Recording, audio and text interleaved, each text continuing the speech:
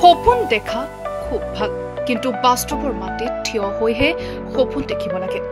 কলিয়াবৰ কেন্দ্ৰীয় ছাত্ৰ সন্থাৰ আজি অনুষ্ঠিত হোৱা অভিনন্দন অনুষ্ঠানত মুখ্য অতিথি হিচাপে উপস্থিত থাকি এই মন্তব্য কৰে জ্যেষ্ঠ সাংবাদিক তথা NKTVৰ মুখ্য সম্পাদক মনোজ কুমাৰ গোস্বামীয়ে।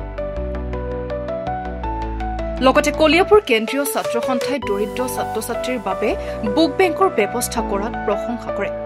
আনহাতে নিৰ্দিষ্ট বক্তা হিচাপে উপস্থিত থাকে নগাঁও জিলাৰ আয়ুক্ত দেৱাশিষ শৰ্মা। তেখেতে ছাত্ৰ ছাত্ৰীক উদ্দেশ্যি সাৰুৱা মন্তব্য কৰাৰ লগতে ভূপেন হাজৰিকাৰ মানুহে মানুহৰ বাবে গীতটি পৰিৱেশন কৰে। অনুষ্ঠানটোত কৃতি ছাত্ৰ ছাত্ৰীৰ লগতে শ্ৰেষ্ঠ বিদ্যালয়লৈ বঁটা প্ৰদান কৰে কলিয়াবৰ কেন্দ্ৰীয় ছাত্ৰ সন্থাই।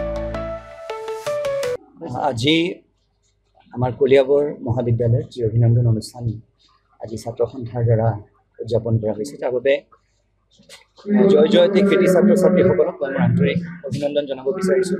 আৰু ইমান সুন্দৰকৈ এই অনুষ্ঠানভাগ পতাৰ বাবে মই তেওঁলোক সকলোকে আমাৰ সমাজখনৰ হৈ আন্তৰিক ধন্যবাদ জনাব বিচাৰিছোঁ। বক্তৃতাৰ সময়ত কৈছিলোঁ, আকৌ এবাৰ কৈছোঁ যে নতুন প্ৰজন্মক মই এষাৰ কথাই ক'ম যে উচ্চ আকাংক্ষা থকাটো খুব ভাল কথা, কিন্তু সেই উচ্চ আকাংক্ষাৰ ধৰি লওক এটা ত্ৰিভুজৰ নিচিনা হয়তো প্ৰতিজন ব্যক্তিয়ে, প্ৰতিজন কৃতি ছাত্ৰ ছাত্ৰী বা সকলোৱে জীৱনত নিজৰ লক্ষ্য বুলি ভাবি থৈছে, এজন IAS অফিচাৰ হোৱা, এজন ডাক্তৰ হোৱা, ইঞ্জিনিয়াৰ হোৱা, খুব ডাঙৰ এজন ৰাজনীতিবিদ হোৱা, সেই ওপৰৰ স্থানখিনি সকলোৰে বাবে সংৰক্ষিত নহয়। সেই তাৰ বাবে এটা কম্পিটিশ্যনৰ মাজেদি যাব লাগে।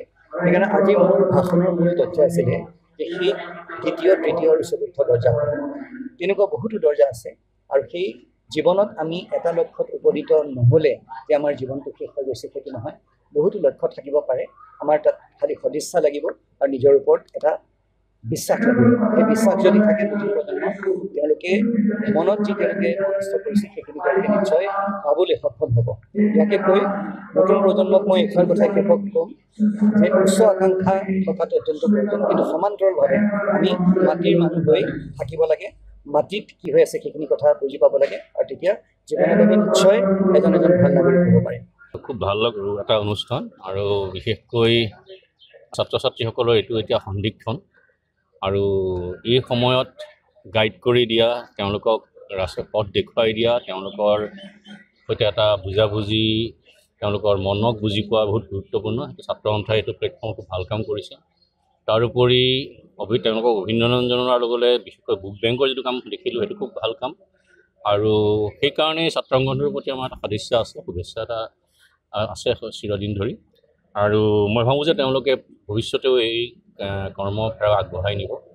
আৰু এটা কথা মোৰ ভাল লাগিলে যে এই কলিয়াবৰৰ বিশেষকৈ এই ছাত্ৰ সন্থাৰ কৰ্মকৰ্তাসকলে দীৰ্ঘদিন ধৰি এনেবোৰ বিদ্যাৰ্থী হিতকৰ, জনহিতকৰ কাম কৰি আহিছে, আৰু তেওঁলোকৰ বহুত অসুবিধা আছে, বাধা প্ৰতিবন্ধকতা আছে, তাৰ মাজতে তেওঁলোকে এইখিনি কাম কৰি আহিছে। সেইটো কাৰণে তেওঁলোকৰ প্ৰতি মোৰ এটা শুভেচ্ছা থাকিল, আৰু মই আশা কৰোঁ ভৱিষ্যতে এনেকুৱা ধৰণৰ অনুষ্ঠানত ভাগ ল'বলৈ পালে মোৰো ভাল লাগিব। আজিও খুব ভাল লাগিল।